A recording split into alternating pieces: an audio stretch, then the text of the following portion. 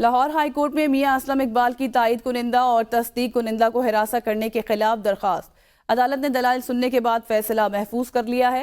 इस खबर से मुतल्लिक आपको बताएं और मजीद तफसीलात हासिल करेंगे लाहौर से अपने नुमाइंदे असद शाह से। असद, फैसला महफूज हो गया?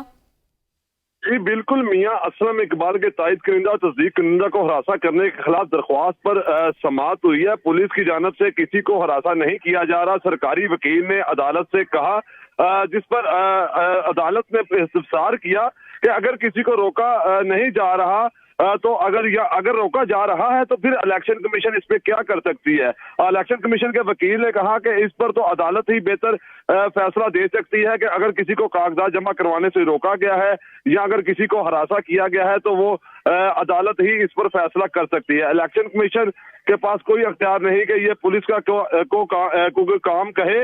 जिस पर जो मियां असलम इकबाल के वकील हैं उनका कहना था कि पुलिस इलेक्शन कमीशन के बाहर खड़े होकर तायद कुनिंदा और तजवीज़ कुनिंदा और उम्मीदवारान को हरासा करती रही है और इलेक्शन कमीशन का कोई भी अमला जो है वो ना आरओ ना असिस्टेंट जो रिटर्निंग अफसर है उन्होंने पुलिस को नहीं रोका। अदालत ने दोनों फरीकैन के वकला के दलाल सुनने के बाद जो है फैसला महफूज कर लिया। जी, अदालत बेहतर फैसला कर सकती है और फैसला महफूज हो गया। बहुत शुक्रिया असद शाह।